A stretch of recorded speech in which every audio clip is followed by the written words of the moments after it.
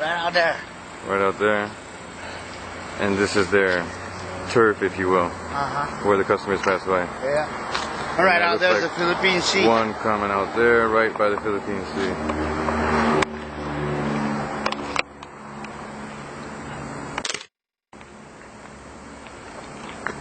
Come. I don't know if you...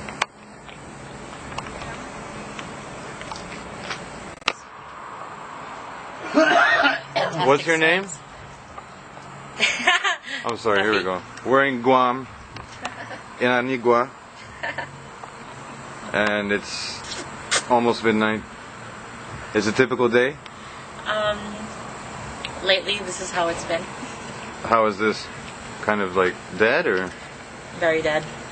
Is that because the economy's not good, or is it because of something else? A little bit of the economy, a little bit of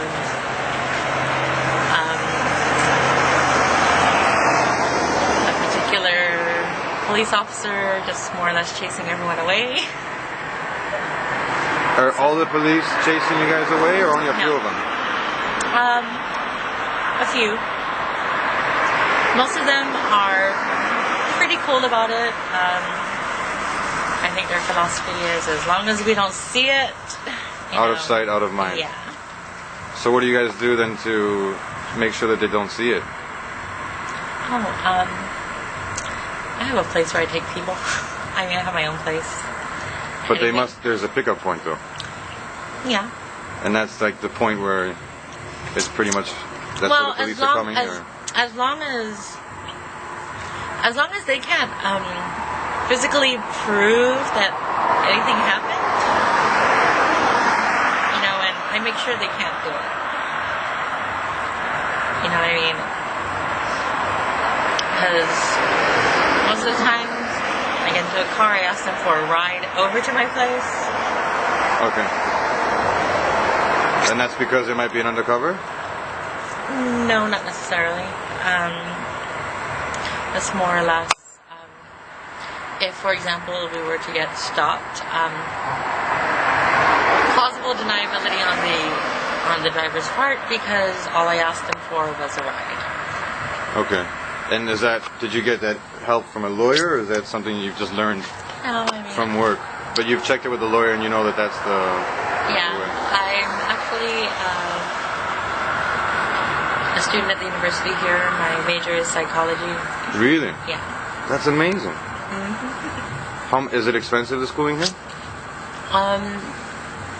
Yeah, considering that I'm a resident, residential rates still are pretty high. I mean, not as high as non-residents, but they seem to increase their tuition like every year, so... They're increasing it for the residents or for the non-residents? For everybody. For everybody.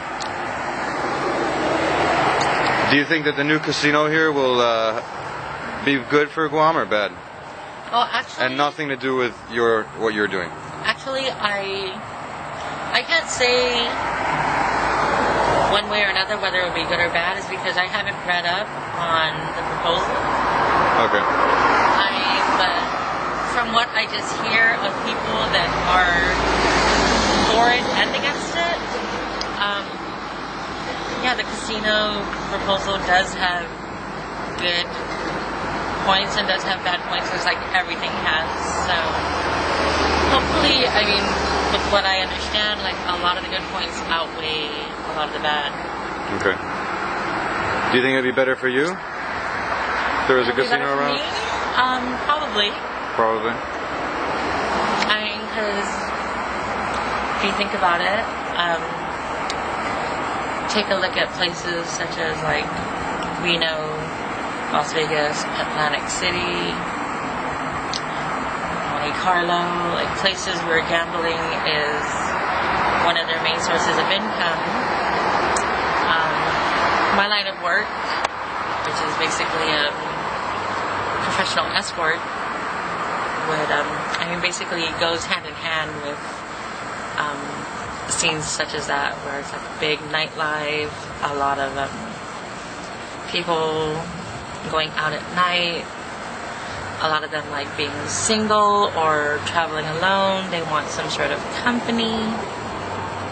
So hopefully it'll be good for me. Are you not worried that, you know, Las Vegas and Reno, they have a lot of casinos and a lot of escort services, but the crime has shot up in those places like that, and that's more dangerous for, you know, people that work at night. Yeah, but I think that those places, they've you know, well, those places were actually geared towards that type of infrastructure, so they were able to work it out, and the revenue that they bring in from their source of income, it helps them out more. I mean, like, yeah, you have to take the good with the bad, and yeah, there's a lot of crime around that area, around those areas, but still at the same time, this is geared towards more or less like to coincide with our tourism industry. So okay. So are you getting mainly the people you're escorting that want to go out on dates with you? They're mostly foreigners or locals, or majority of my clientele are people from off island. On island. Off island. Off island. Okay. Mostly people working with the government jobs, or a few that are federal government employees. A lot of them are like off-island business people. So, but majority of them are not from here. They don't stay here.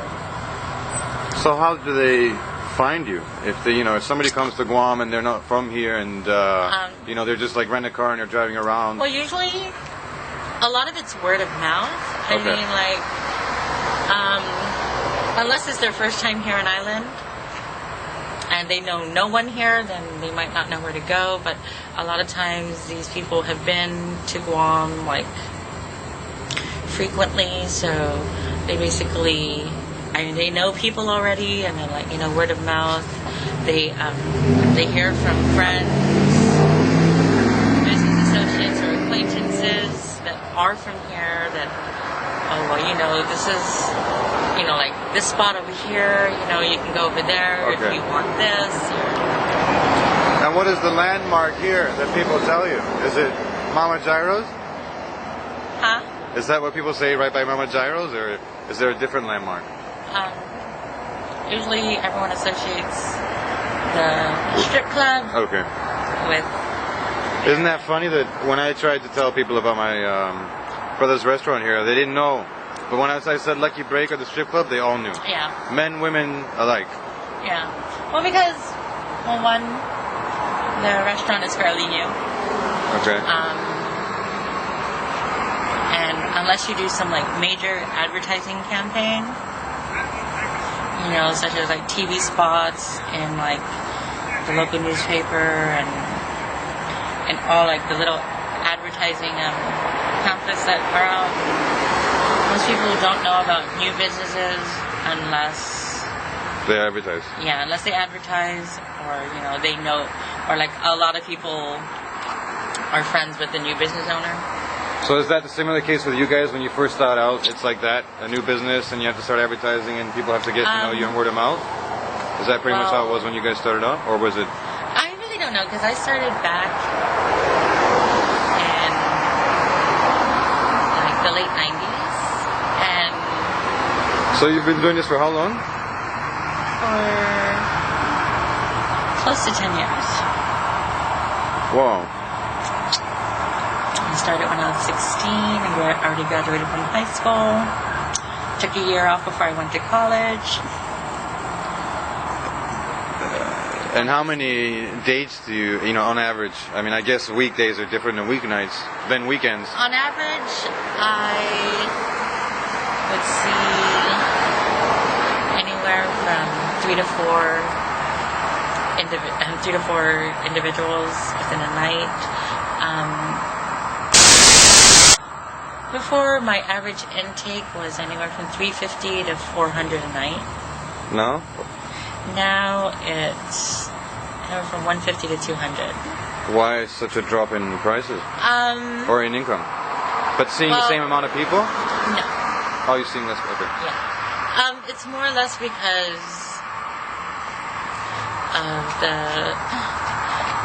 the recent rise in like prices of certain things, like such as gas, food, and everything else. So more or less people are they're not spending like they used to.